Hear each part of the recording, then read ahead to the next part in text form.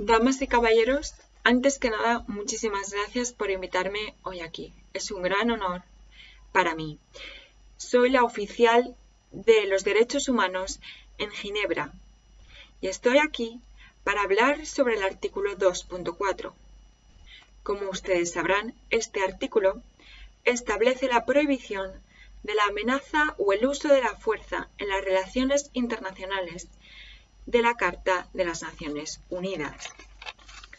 Además, este artículo insta a todos los miembros a respetar la soberanía, la integridad territorial y la independencia política de otros Estados miembros. Dicho lo cual, quisiera recalcar que el artículo 2.4 no emplea el término guerra, sino que más bien hace referencia al concepto de la amenaza o el uso de la fuerza. Y ahora bien, discúlpenme de antemano por mi ignorancia, pero me resulta bastante ambiguo saber si el artículo solo hace referencia a la fuerza militar o también incluye la fuerza política, económica, ideológica y psicológica. Por una parte, considero fundamental que debemos modificar esto, ya que no hay cabida para la ambigüedad. De acuerdo con ciertos países subdesarrollados, el término fuerza sí incluye las fuerzas no militares, pero por el contrario, si escuchamos lo que opinan ciertos países desarrollados, que afirman que las distintas fuerzas no militares quizá prohíban otros principios de leyes internacionales. Por otra parte, como seguro que ustedes saben, es el Consejo de Seguridad quien determina y pone en marcha este artículo.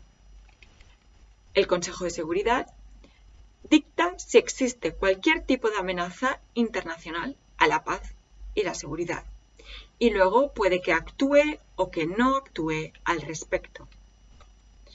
La primera vez que se puso el artículo en marcha fue en 1950 para asegurar la salida segura de Corea del Norte de Corea del Sur. Debemos tener en cuenta el contexto sociopolítico de aquel entonces para poder entender cómo se puso en marcha el artículo 2.4. Tras la Segunda Guerra Mundial, Japón ocupó Corea, pero más tarde, en una era posterior a la ocupación japonesa y en un intento de crear una Corea unida e independiente, llegaron a un acuerdo. Estados Unidos facilitaría la transición con Corea del Sur, mientras que la Unión Soviética haría lo mismo en Corea del Norte. Al principio esto tenía su lógica, ya que no había motivación o intereses políticos de por medio. No obstante, con el paso del tiempo, los dos nuevos gobiernos coreanos empezaron a reclamar y a decir que eran los únicos sistemas políticos legítimos. Así que las tensiones entre Corea del Norte y del Sur empezaron a aumentar y esto desencadenó en la Guerra de Corea. Fue en aquel entonces cuando las Naciones Unidas tuvieron que intervenir. La ONU demandó la retirada inmediata de Corea del Norte. Lógicamente, esta petición no se cumplió, por lo que las Naciones Unidas entraron en juego con las fuerzas militares. Pero ahora, volviendo al quid de la cuestión, a lo importante en la agenda de hoy. En la realidad, este sistema y la aplicación del artículo 2.4 se ha usado relativamente poco, debido al derecho a veto de 5 estados permanentes con intereses según qué casos.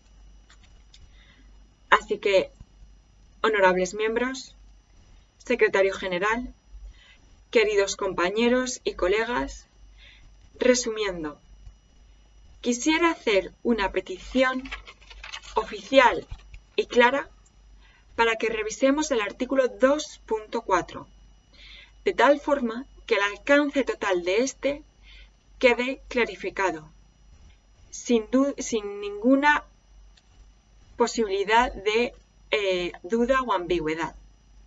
Adicionalmente, el veto de este artículo no debería estar permitido en casos extremos tales como pueden ser la guerra o la crisis humanitaria, siempre y cuando el resultado de la votación sea una amplia mayoría.